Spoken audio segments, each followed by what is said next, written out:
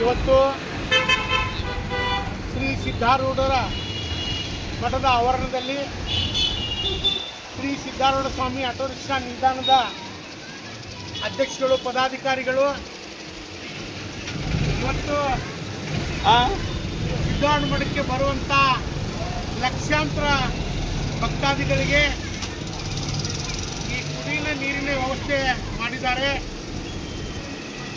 ಇಲ್ಲಿ ಶ್ರೀ ಸಿದ್ಧಾರೂಢ ಆವರಣದಲ್ಲಿ ದೇಶ ವಿದೇಶದಿಂದ ಬರುವಂಥ ಭಕ್ತಾದಿಗಳಿಗೆ ಅನ್ನ ಈ ಸಿದ್ಧಾರೂಢ ಮಠದಲ್ಲಿ ಏನೂ ಕಡಿಮೆ ಇಲ್ಲ.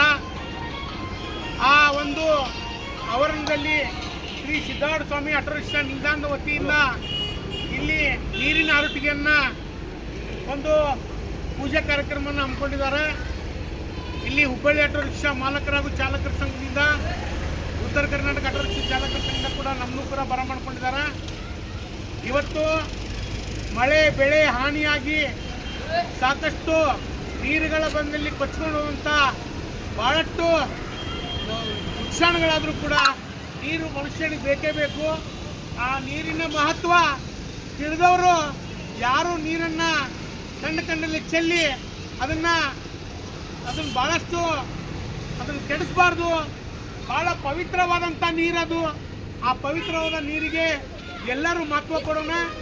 ಈ ಒಂದು ಲಕ್ಷಾಂತರ ಬರುವಂಥ ಭಕ್ತಾದಿಗಳಿಗೆ ನೀರಿನ ವ್ಯವಸ್ಥೆ ಮಾಡಿದಂಥ ಇಲ್ಲೆಲ್ಲ ನನ್ನ ಶ್ರೀ ಸಿದ್ಧಾರೂಢ ಸ್ವಾಮಿ ಆಟೋ ರಿಕ್ಷಾ ನಿಲ್ದಾಣದ ಅಧ್ಯಕ್ಷಗಳು ಪದಾಧಿಕಾರಿಗಳಿಗೆ ನಮ್ಮ ಉತ್ತರ ಕರ್ನಾಟಕ ಆಟೋ ರಿಕ್ಷಾ ಚಾಲಕರನ್ನ ನಾನು ತುಂಬ ಅಭಿನಂದನೆ ಸಲ್ಲಿಸ್ತೇನೆ.